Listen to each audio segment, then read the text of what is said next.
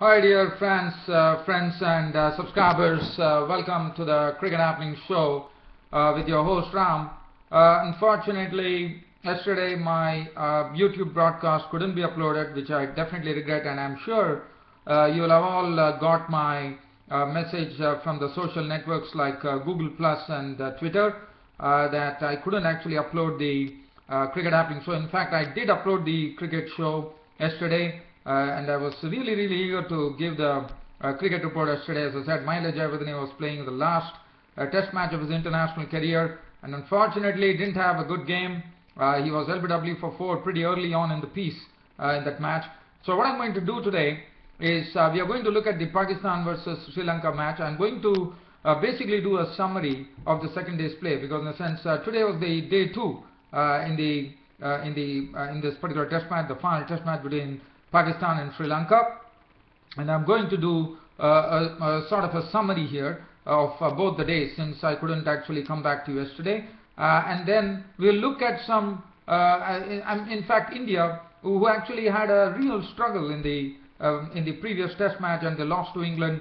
Well, they continue to struggle. In fact, at the Oval, India are absolutely reeling right now against England. So that's the cricket update I'm bringing you. And England and India, England are absolutely on the ascendant. India are absolutely struggling. They are 113 for 9 currently. But the solace for India is that the Indian captain Dhoni is striding along, not out on 53 with 10 fours. And Ishan Sharma today, who has been inducted into the team, is giving him company. So, but as far as Mahendra Singh Dhoni is there, India can still push on the score if at all Ishan Sharma can give him some time. But let me tell you, England have bowled excellently. They bowled splendidly today. All the seamers, in fact, all the bowlers have been able to take wickets, whether it is Chris Woakes, Chris Jordan, or it is James Anderson and Stuart Broad. Well, so first let us go on to that match between Pakistan and Sri Lanka. As I said, it was the swan song. It is the last test match of the international career for Mahela Jayawardene. And yesterday, just telling you what really happened, it was Sri Lanka who actually won the toss and elected to bat first here in the second test match here at the Sinhalese Sports Club ground, which is also the home ground for Mahela Jayawardene, who is retiring from test match cricket. And for Sri Lanka, well, they finished off. In fact, today they were all out for 320. Yesterday, as you know, Upul Taranga made a strokeful 92. In fact, his knock, if one could have a look at it, was pretty. In fact, he started off in a very strokeful manner, creaming the ball through the covers, playing some very good strokes, and then he used to go into a bit of a shell, and the bowlers were really troubling him. And then finally, once again, he started flowing. In the sense, it was a stop-start innings that Upul Taranga played, but nevertheless, it was pretty effective. He went on to make 92 runs with 12 fours. What we saw in the first day's pitch yesterday was there was definitely a bit of turn available in the pitch, but Taranga, I thought, played well to make 92 with 12 boundaries.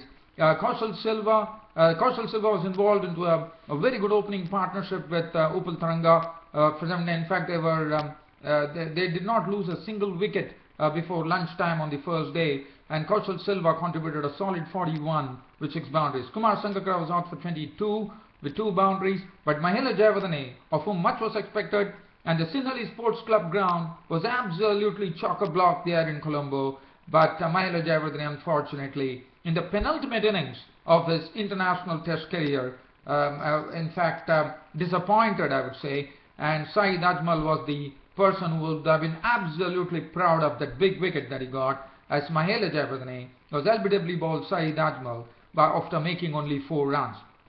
After that, Angelo Matthews went on to 3,000 runs in Test cricket, en route to 39 with 3 boundaries. Thirumani's contribution was 20 runs, and Niraj Dickwala, the wicketkeeper, made 24 with 2 fours. And after that, well, today the story was that Prasad was out for 13, but there was some tail-end resistance coming in, especially from Chanaka Velagadra, who contributed a very quick 27 of just 30 deliveries with 5 fours, and he was unbeaten on 27.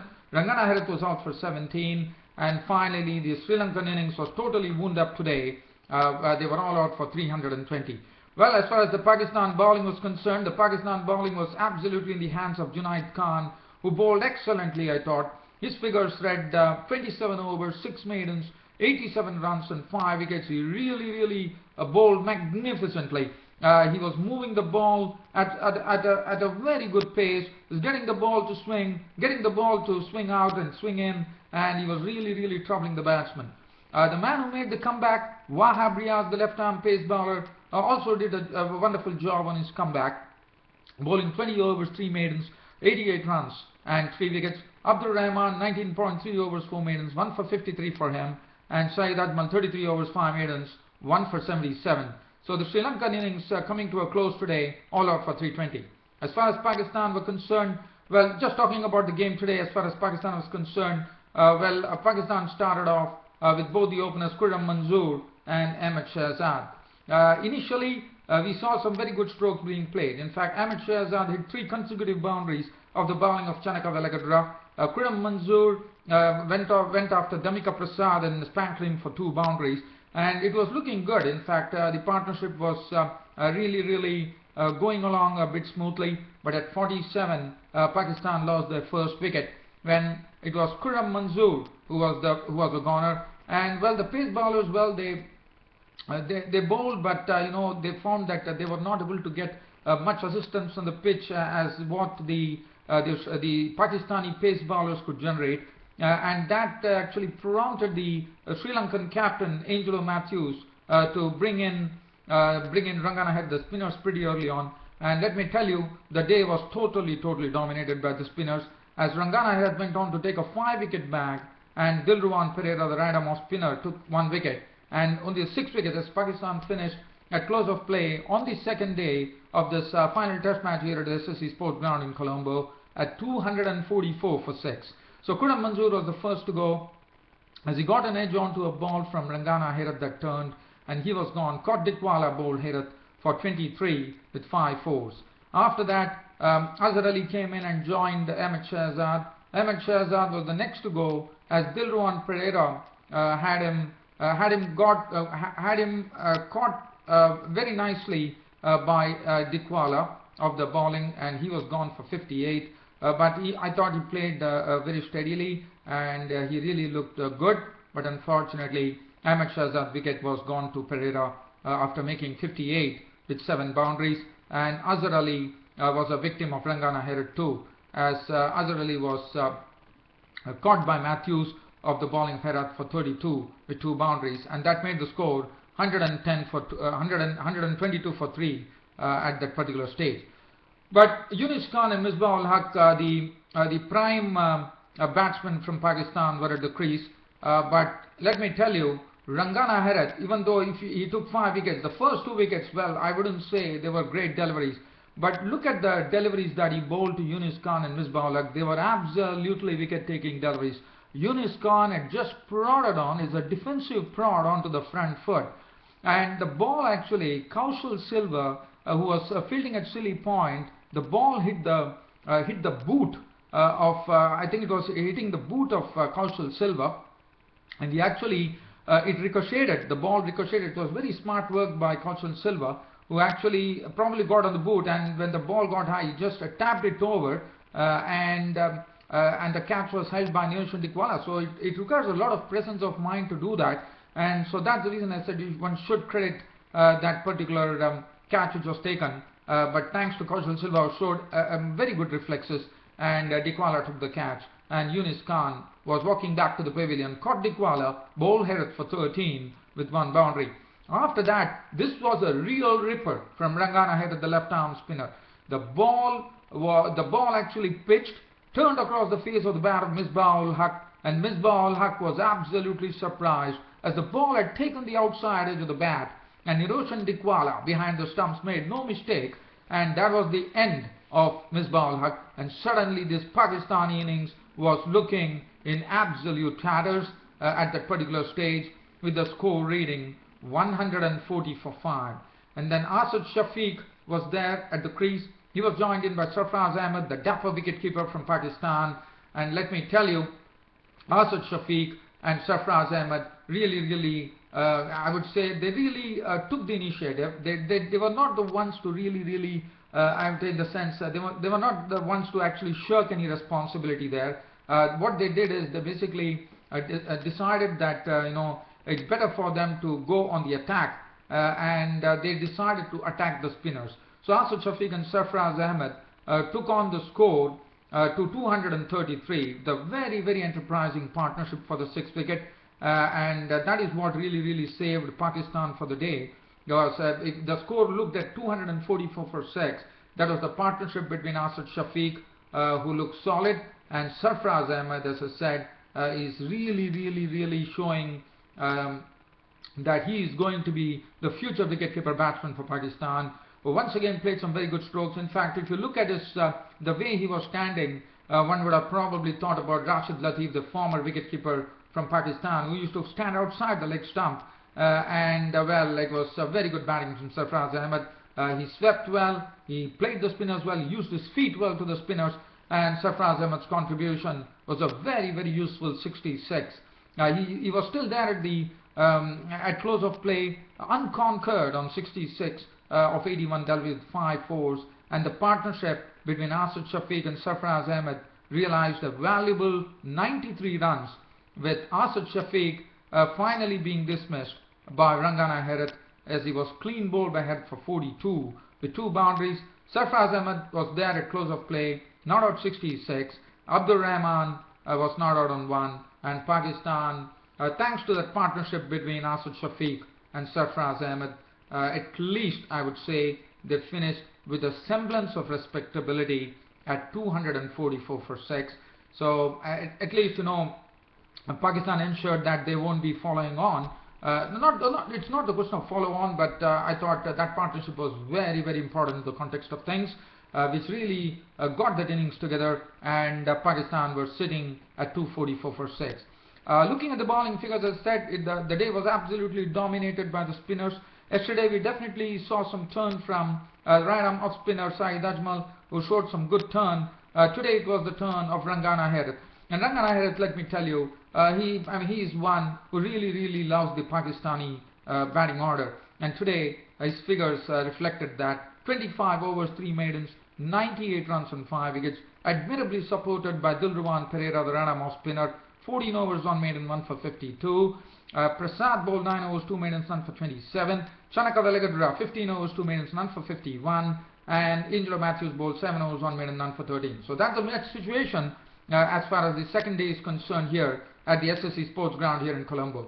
So one more opportunity, even though Mahela Jayawardene missed on one opportunity yesterday, well, he gets one more opportunity. One final innings, the SSC would be seeing him, and one only hopes that Mahela Jayawardene really this time does not disappoint his home fans at the SSC.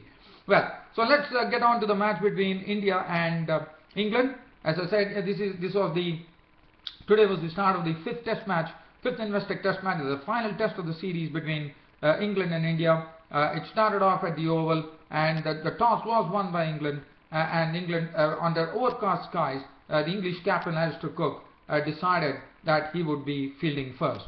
And what a decision that was. That decision was an apt one, because right now, as I said, India are absolutely struggling here. They are 124 for 9 currently. The Indian captain is the one who is really leading the battle right now. He is not out on 64 with 11 fours and 1 6. Ishan Sharma is not out on 2. Just going through the story of the day here, as far as both the teams are concerned, for India there was one change. Pankaj Singh, the Pankaj Singh, after playing 2 tests, made way for Ishan Sharma, and Stuart Broad, who was probably a doubtful starter, finally got into the team. Well, let's look at the Indian innings. Well, Murli Vijay was playing in a very laborious manner. It was not easy out there. As I said, it was overcast skies, and the situation was absolutely tailor-made for the English pacers and for the English pace and swing to really have an upper hand, and that's what precisely happened. James Anderson and Stuart Broad were moving the ball pretty well, and finally Gautam Gambhir was the first to go today. The breakthrough was provided by Anderson, as Gautam Gambhir was absolutely not a good stroke at all. there was a very, I would say, not a good commitment on the part of Gautam Gambhir. Gautam Gambhir was half cocked on that particular stroke, and he was gone as Butler took the catch of that thin edge which Gambhir had of the bowling of Anderson. So he was the first out, gone for a duck. After that, it was Cheteshwar Pujara came in and joined Murali Vijay, and the innings were absolutely progressing. It was very pretty difficult to bat out there, as I said. Overcast skies, the ball was really moving around, and it was not easy at all. After that, the next wicket to go was Cheteshwar Pujara, as Broad came in and rattled the stumps of Cheteshwar Pujara for 4, which made the score 10 for 2, and in walked in the out of form Virat Kohli to join Murali Vijay, who was really playing, I would say, was really working hard. It was a sort of a laborious innings that Murali Vijay was playing. Well, under the circumstances, it was absolutely justified. But then Virat Kohli, on whom the eyes were, he played one sumptuous off drive of the bowling of Anderson. But after that, Virat Kohli probably an error of judgment probably. He actually left the delivery probably to hit his pads, and the bowler was Chris Jordan, and that was it. The umpire went for the review. The review was turned in the favor of Jordan, and Virat Kohli was walking back to the pavilion. LBW bowled Jordan for 6, and the tale of woes continued for Virat Kohli in this Investec Test series. It has been 9 innings for Virat Kohli with just 23 runs he has put on the board.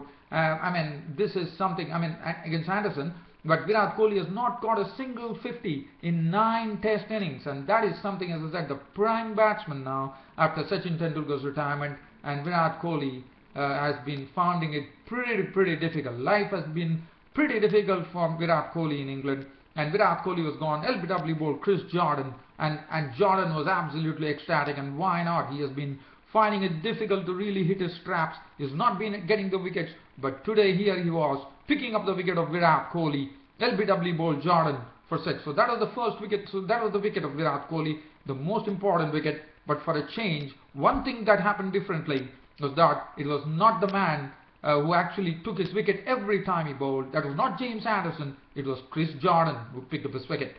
So Virat Kohli was gone, and India was struggling at 26 for 3. In walked in Ajinkya Rahane. Murali Vijay, as I said, was really trying to stick to the crease as much as possible, and Ajinkya Rahane was the next to go. As you know, Ajinkya Rahane has been having this fallibility where he has not been able to really keep the ball on the ground while playing it past the bowler, and today once again Ajinkya Rahane there was a similar dismissal as far as Ajinkya Rahane is concerned, as he gave catching practice to Jordan, and Jordan accepted the catch gleefully, and Ajinkya Rahane was walking without nothing on the board. So he was gone for a duck, and Indian innings was really getting spread eagled here, because the score was reading 28 for 4 at that stage. After that, Murali Vijay was joined in by Mahendra Singh Dhoni, but finally, once Dhoni joined Murali Vijay was doing all the hard work, trying to keep the bowlers at bay. Finally had to lose his wicket, as Chris Woakes was the one who got his first wicket, as he actually got the wicket of Murali Vijay, caught by Root for 18, and the half of the Indian innings, in the sense that half of the wickets were gone for India, and India at that time was 5 wickets had gone for 36 runs, and that was a very sorry state of affairs for India. Stuart Binney today, who actually came into the team at the expense of Ravindra Jadeja, came in, but well, it didn't really matter, as Anderson picked up his wicket caught by Cook. He was gone for 5. Mahendra Singh Dhoni was the one who was staying at the crease, and then Mahendra Singh Dhoni, while he was doing his job there to try to give some respectability to the innings, he was seeing that the wickets were going at the other end. Ravichandran Ashwin was a victim of Woakes for 13 with 1 boundary. Bhuvneshwar Kumar, who had done a good job for India every time he had gone to bat in this particular Investec series, once again he was also gone. Bhuvneshwar Kumar was gone for 5 with 1 boundary. So after that, Varun Arun was the next to go. Cotton bowled Woakes for 1, and finally the tea time score. Right now I do see that it is tea time here at the Kennington Oval here in London, and the Indian score stands on a very I would say not something that one would India would have liked to, but I'm sure the English captain Alistair Cook would be pretty happy with this effort, as in the Indian score at tea time here at the Kennington Oval is 125 for 9. So right now India really struggling. As I said, tea time 125 for 9. Ishan Sharma is not out on 2. The partnership, thanks to Mahendra Singh Dhoni, has yielded another 35 runs, but any runs are pretty valuable. And as I said, as far as Mahendra Singh Dhoni stays at the crease, India would be pretty content, because he is the one who is leading it from the front right now. He's batting on a very good 65. He has already hit 11 boundaries in that knock and one 6. So that really tells you 50 runs has come with boundaries and a 6. And Dhoni is not the person who is going to stay back. He is really going to take the attack to the opposition. He has done that, and right now I see that India in a very sad situation at 125 for 9. And the bowling figures: James Anderson 2 for 33, 14 overs 4 minutes, 2 for 33, bowling splendidly. Broad 13 overs 4 minutes, 1 for 23. Jordan 14 17, 32 3. In fact, he has been the most successful bowler today. In fact, Chris Woakes has also done. Today it has been, even though Anderson and Broad was the one who actually provided the breakthrough, well, it has been Chris Jordan and Woakes who has been amongst the wickets, and both have got 3 wickets apiece. 14 overs 7 minutes, 32 runs and 3 wickets. Chris Jordan 3 for 32, including the wicket of prize wicket of Virat Kohli. Chris Woakes 14 overs 7 minutes, 30 runs and 3 wickets, also has bowled well today. Moeen Ali, unfortunately, has bowled just 1 over and is given by 1 run, but I'm sure he'll be longing to get 1 wicket of the at least get 1 wicket under his belt. Well, India, as I said, I'm leaving you, dear fans and subscribers, with this cricket update here from the Kennington Oval from England, where India are absolutely struggling. 124 for 9 going into tea on the first day of the 5th Investec Test match, which is being played here at the Oval Cricket at the Kennington Oval. Well, dear fans and subscribers, as you know, tomorrow is a late night cricket show from your host Ram on the Cricket Happenings. So please keep yourself ready. Be patient. I'll be back to talk to you about the third day's play between Pakistan and Sri Lanka, and also on the second day's play between India and England. And India would be hoping that Mahendra Singh Dhoni stays as long and Ishan Sharma gives him company, so that India can at least try to reach probably 150 or 175. Well, it all depends. But that's it, dear fans and subscribers. Always a pleasure to talk to you on this Cricket Happening show. And as I said, you are all my wheels of my business, and that really keeps me going. Thanks for watching Cricket Happening. Your host Ram will be seeing you tomorrow on the late night cricket show on Saturday. Thank you.